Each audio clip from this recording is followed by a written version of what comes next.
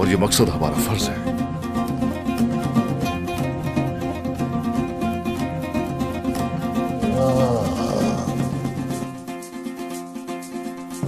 بانور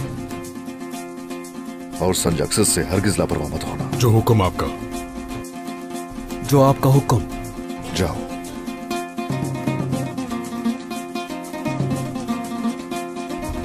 ہاں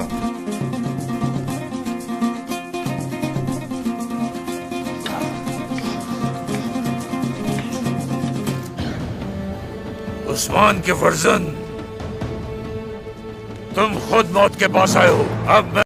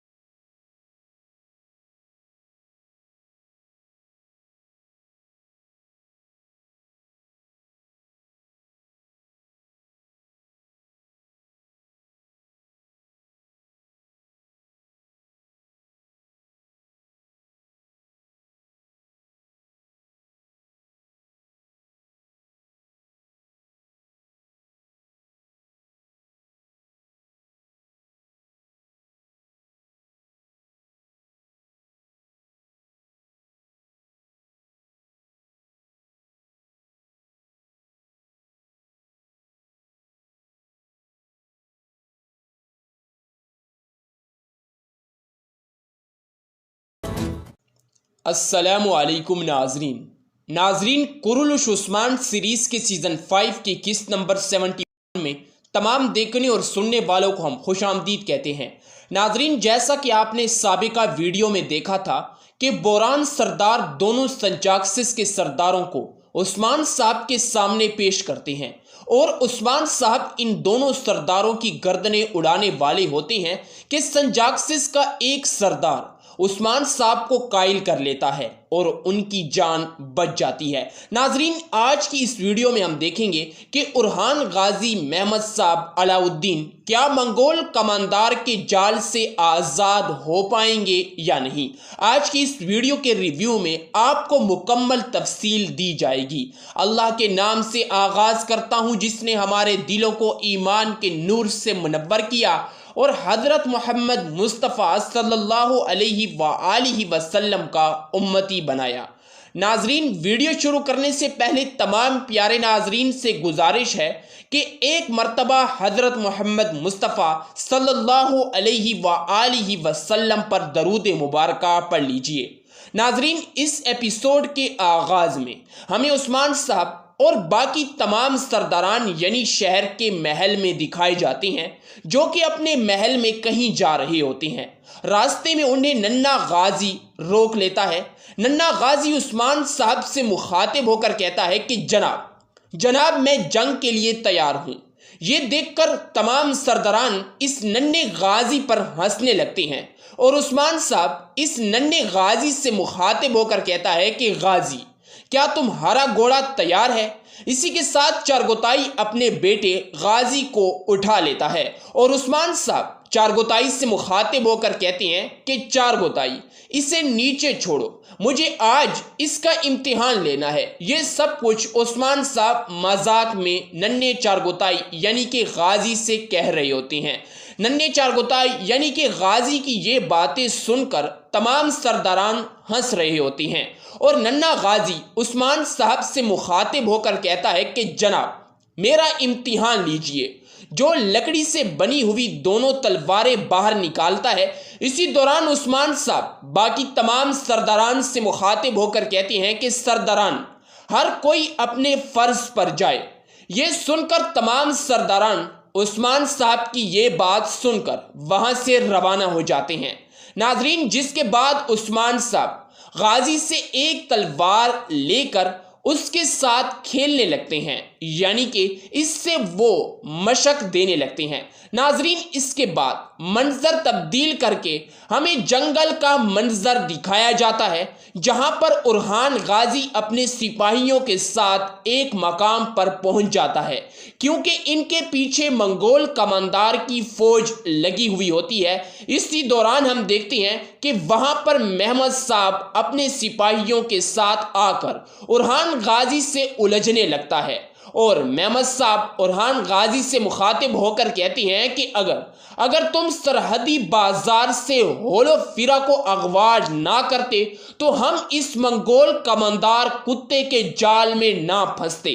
اسی دوران ہم دیکھتے ہیں کہ وہاں پر علاء الدین صاحب بھی آ جاتے ہیں اور ان دونوں کو سمجھانے کی کوشش کرتے ہیں کہ وہ ہمارے پیچھے لگے ہوئے ہیں اور آپ دونوں اس طرح لڑ رہے ہیں، ہمیں اس وقت متحد رہنا چاہیے نہ کہ آپس میں لڑنا چاہیے۔ علاء الدین صاحب ان دونوں کو چھڑوا رہے ہوتے ہیں کہ ایک تیر ارحان غازی کے سر سے گزرتا ہوا درخت میں جا لگتا ہے۔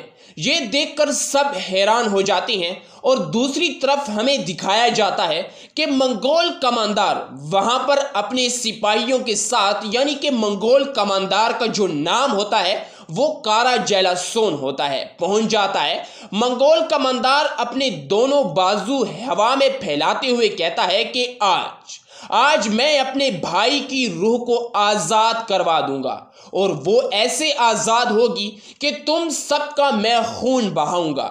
اتنے میں ارحان غازی منگول کماندار سے مخاطب ہو کر کہتے ہیں کہ جب تمہارا خون تمہاری رگوں میں ہی نہیں رہے گا کماندار، تو تم ہمارا خون کیسے بہاؤ گے؟ اسی کے ساتھ وہ تمام وہاں سے بھاگنے میں کامیاب ہو جاتے ہیں اور منگول کماندار بھی ان کے پیچھے بھاگنے لگتا ہے کہ اسی دوران ہم دیکھتے ہیں کہ وہاں پر ایک منگول سپاہی آ کر منگول کماندار کو ایک خط دیتا ہے۔ منگول کماندار جب وہ خط کھولتا ہے تو اسے دیکھتے ہی وہ بہت زیادہ خوش ہو جاتا ہے اور دل میں بہت زیادہ خوشی منا رہا ہوتا ہے، اور اسی کے ساتھ وہ اپنے تمام سپاہیوں اور اسی لڑکی جو اس کے ساتھ پھر رہی ہوتی ہے ان سب سے مخاطب ہو کر کہتا ہے کہ آج مبارک دن ہے، آج میں کونیا کا سربراہ بن گیا ہوں اور ترکوں کی موت کا وقت آ چکا ہے، اور اس مبارک دن پر میں صرف خوشی مناؤں گا، کسی کا خون نہیں بہانا چاہوں گا۔ اسی دوران وہ اپنے ڈھول والے سے مخاطب ہو کر کہتا ہے کہ ڈھول بجاؤ۔ ڈھول والا ڈھول بجاتا ہے اور اسی دوران تمام منگول اپنا روایتی رقص کرنے لگتے ہیں اور اپنی دھن میں مگن اور مشغول ہو جاتے ہیں۔ ناظرین، منظر تبدیل کر کے پھر سے ہمیں اورحان غازی، علاء الدین صاحب، محمد صاحب اور سپاہیوں کو دکھایا جاتا ہے جو کہ ایک جنگل میں جا رہے ہوتے ہیں۔ اسی دوران ان کا سامنا یونس ایمرے سے ہوتا ہے۔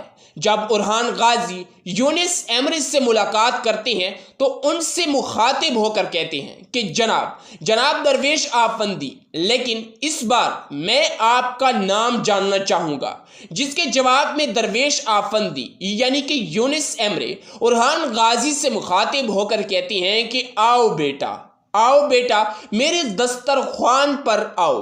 مجھے لگتا ہے کہ پہلی بار کی مرتبہ اس بار بھی تم جنگ سے آ رہے ہو۔ اسی طرح تمام وہاں یعنی کہ درویش آفندی یونس ایمرے کے دسترخوان پر بیٹھ جاتے ہیں۔ ناظرین، اسی دوران یونس ایمرے اورحان غازی کے بازو پر جو زخم ہوتا ہے یا شافی پڑھ کر اس کے زخم کو داغنے لگتے ہیں، اور اسی دوران وہ اورحان غازی سے مخاطب ہو کر کہتے ہیں کہ بیٹا تمہارے باہر بھی زخم ہے اور مجھے لگتا ہے کہ تمہارے اندر بھی کوئی آگ جل رہی ہے۔ یہ سن کر اورحان غازی بہت زیادہ حیران ہو جاتے ہیں اور درویش آفندی یعنی کہ یونس ایمرے رحمت اللہ علیہ سے مخاطب ہو کر کہتے ہیں کہ جی بالکل ایسا ہی ہے درویش، میرے اندر آگ لگی ہوئی ہے، ایک طرف میری ماں ہے اور ایک طرف میری محبت۔ یہ سن کر یونس ایمرے اورحان غازی سے مخاطب ہو کر کہتے ہیں کہ بیٹا تمہارا معاملہ بھی اویس رضی اللہ تعالی عنہ آپ صلی اللہ علیہ وآلہ وسلم سے بہت زیادہ پیار کرتے تھے، اور ان کی یہ دلی خواہش تھی کہ وہ اپنی زندگی میں ایک بار آپ صلی اللہ علیہ وآلہ وسلم کا دیدار کریں، اور آپ صلی اللہ علیہ وآلہ وسلم سے وہ ملاقات کرنا چاہتے تھے، لیکن ان کی ماں بہت زیادہ بوڑھی تھی اور اسی کے پیش نظر وہ آپ صلی اللہ علیہ وآلہ وسلم سے نہیں مل سکتے تھے، لیکن ان کی ماں نے انہیں اجازت دی اور ساتھ ہی یہ کہا کہ بیٹا تم مجھ سے وعدہ کرو کہ تم جب یہاں سے جاؤ گے تو سیدھا آپ صلی اللہ علیہ وآلہ وسلم کے گھر جاؤ گے اور وہاں سے تم کہیں اور نہیں جاؤ گے۔ یہ سن کر اویس نے اپنی ماں سے یہ وعدہ کیا کہ میں آپ سے یہ وعدہ کرتا ہوں کہ میں صرف آپ صلی اللہ علیہ وآلہ وسلم کے پاس جاؤں گا اور وہاں سے کہیں اور نہیں جاؤں گا۔ اسی وعدے کے تحت وہ اپنی ماں سے روانہ ہو گیا اور مدینہ کی طرف روانہ ہو گیا۔ جب اویس رضی اللہ تعالی عنہ مدینہ پہنچے اور آپ صلی اللہ علیہ وآلہ وسلم کے گھر پہنچے تو وہاں پر آپ صلی اللہ علیہ وآلہ وسلم موجود نہ تھے۔ یہ دیکھ کر اویس رضی اللہ تعالی عنہ بہت زیادہ پریشان ہو گئے اور ان کو آپ صلی اللہ علیہ وآلہ وسلم نہیں ملے اور ان کی ملاقات آپ صلی اللہ علیہ وآلہ وسلم سے نہیں ہوئی، لیکن انہوں نے حضرت عائشہ رضی اللہ تعالی عنہ سے کہا کہ آپ میرا سلام آپ صلی اللہ علیہ وآلہ وسلم کو دیجیے گا۔ اس کے بعد وہ مدینہ سے روانہ ہو جاتے ہیں۔ جیسے ہی وہ اپنے گھر پہنچتے ہیں تو وہ اپنی والدہ کو اس صورتحال سے آگاہ کرتے ہیں کہ جب میں مدینہ گیا تو مجھے آپ صلی اللہ علیہ وآلہ وسلم نہیں ملے اور میں ان کا دیدار نہیں کر سکا والدہ، اور جیسا کہ میں نے آپ سے وعدہ کیا تھا کہ میں صرف آپ صلی اللہ अलैहि वसल्लम के घर जाऊंगा और वहां से कहीं और नहीं जाऊंगा, और इसी वादे के तहत वालिदा मैंने आपसे अपना वादा पूरा किया। ये सुनकर अवैस रदियल्लाहु ताला अन्हु की वालिदा बहुत ज्यादा खुश होती हैं और अवैस रदियल्लाहु ताला अन्हु को दुआ देने लगती हैं कि बेटा तुम्हारी मुलाकात इस जहान में तो आप सल्लल्लाहु अलैहि वसल्लम से नहीं हुई, लेकिन मेरी ये दुआ है कि उस जहान तुम आप सल्लल्लाहु अलैहि वसल्लम के साथी होगे। लेकिन मेरी ये दुआ है कि उस जहान तुम आप सल्लल्लाहु अलैहि वसल्लम के साथी होगे। आप सल्लल्लाहु अलैहि वसल्लम जब अपने घर पहुंचे तो आप सल्लल्लाहु अलैहि वसल्लम ने हजरत आयशा रदियल्लाहु ताला अन्हु से इरशाद फरमाया, आयशा क्या हमारे दरवाजे पर कोई आया था, यानी कि हमारे घर कोई आया था? तो हजरत आयशा रदियल्लाहु ताला अन्हु आप सल्लल्लाहु अलैहि वसल्लम से फरमाती हैं कि अवैस आया था। तो हजरत आयशा रदियल्लाहु ताला अन्हु आप सल्लल्लाहु अलैहि वसल्लम को इस मामले के बारे में बताती हैं। ये सुनकर आप सल्लल्लाहु अलैहि वसल्लम हजरत आयशा रदियल्लाहु ताला अन्हु से इरशाद फरमाते हैं कि आयशा ये अवैस का एक इम्तिहान था और उसने अपनी वालिदा से ये वादा किया था और वो इस इम्तिहान में कामयाब हो गया है, और वो इस जहान तो मुझे नहीं देख सका, लेकिन उस जहान वो मेरा साथी होगा। प्यारे नाजरीन, इस एपिसोड का यही इख्तिताम होता है। उम्मीद है कि आज की हमारी इस एपिसोड का रिव्यू आपको पसंद आया होगा। अगर आज की हमारी ये वीडियो आपको पसंद आई है तो हमारे चैनल डेरा प्रोडक्शन को ज़रूर सब्सक्राइब करें और साथ ही लगे बेल के आइकन पर ज़रूर क्लिक करें ताकि मजीद ऐसी तारीखी वीडियोस की अपडेट्स का नोटिफिकेशन आप तक बर वक्त पहुँच सके। इस बंदा नचीद को दीजिए इजाज़त। मिलते हैं एक नए कुरुलुश उस्मान सीरीज़ के सीज़न 5 की एपिसोड के रिव्यू के साथ। तब तक अपना ख्याल रखिएगा, हमें ज़रूर दुआओं में याद रखिएगा। मिलते हैं एक नए रिव्यू के साथ। अल्लाह हाफिज़।